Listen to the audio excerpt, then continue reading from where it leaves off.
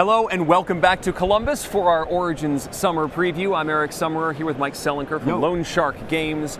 We are talking about the latest iteration of Apocrypha. Yes, I am thrilled to say that we will be done with the design on this game, design and editing on this game, like within weeks. Good, excellent. So this is the best game I've ever designed, like any question. No question about it. Wow. It's, the name of it, I don't know if all your viewers know, it's called the Apocrypha Adventure Card Game. Yes. It is the sort of latest evolution of the adventure card game idea that we debuted with the Pathfinder Adventure Card Game. Right. Which I know you know. I do. Yes. And but this one's very different. I mean, if somebody rolls up and they say, well, the good news is they just filed off the serial numbers of Pathfinder and slapped some machine guns and werewolves in it, they will be sorely very disappointed. different game. Yeah, sorely disappointed. It's maybe the biggest game we've ever done. It's got about 1,400 cards in it. Base set or base with expansions? The game that you buy on day one will have all of those cards. Wow. It will be split into 2 packages, because otherwise your back would break. Okay.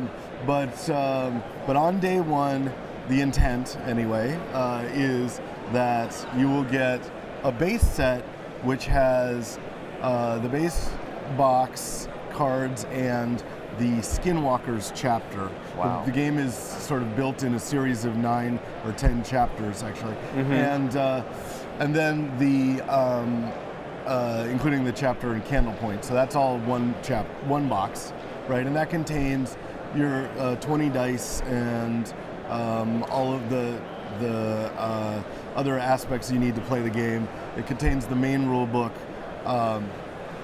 And then there's the chapter box, which is one of the most ambitious projects we've ever had.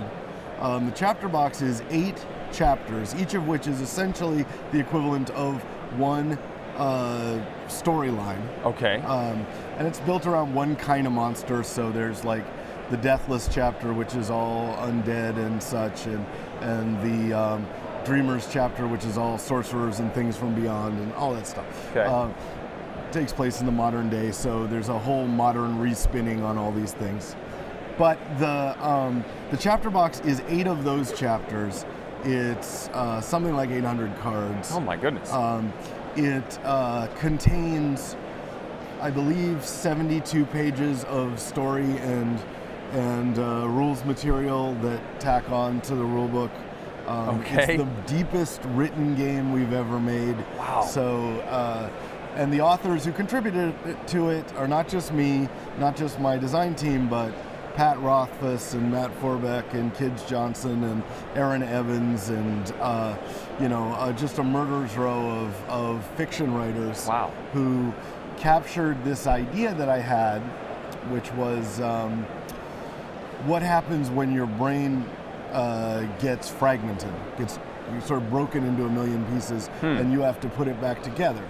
And so the core message of Apocrypha, I guess, is when you find your memories, you will gain special powers that allow you to alter reality in different ways. And the other authors, like Pat and Jerry Holkins from Penny Arcade and those guys, really took that message and created the weirdest sort of fragmentary memories that I think you could imagine. So anyway, that's where it is.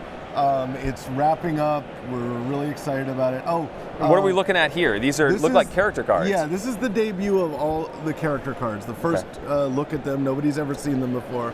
So we've got various stats here, and the arrangement of these characters in your tableau is that you're going to add cards to the side of them. That's correct? right. You build a halo around your character card. Think of your sort of 9-card binder sleeve. Again, the binder sleeves, yeah. So you'll build a memory fragment array called a halo around your character. Yep. And those things will give you powers. You'll start out with very few memories, and you'll start gaining them as you go along. We're nearly done with the art, so we can finally show off all of the characters, some of the best art. These are all by one artist in his studio, a guy named Mark Molnar, who's somebody we just absolutely love. And so, I mean, you'll see we've got we've got a biker, we've got a plague doctor, we've got a bad cop, we've got a karmacologist, we've got this whole set of what would happen if monsters were really loose on the real world and nobody was quite sure they existed. It is a very diverse group, for sure. I was looking at the descriptions of these, and there's so many different folks. And we also really wanted a game that represented the North America that we have. So race, gender, body type, sexual orientation, all those things are represented throughout the game. There's an entire chapter set in Mexico, and lo and behold, literally everybody in that chapter is Hispanic, right? Because and I don't think that's really happened very much. So we tried to make the most modern game we could imagine. Something this is a real world game, and I hope people like it. So it's almost done, and I'm really excited about it. What's the aim? If design is almost completed, you're locking it down, how soon do we see the physical product? Well, it goes to graphic design very shortly. That takes a month or two. I mean, you never know for sure. Sure, but it that's takes a lot of while, cards. A lot of time.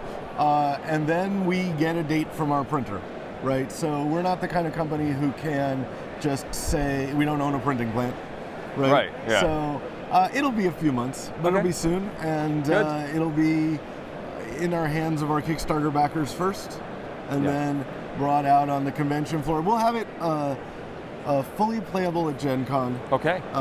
We'll have all the cards, and people can just paw through it, see the rule books as they're laid out, all the story, play as much as you like, and then we'll have it to folks shortly thereafter. Excellent. The Apocrypha Adventure Card Game. Thank you, Mike. Well, always a pleasure, sir. Thank you for watching.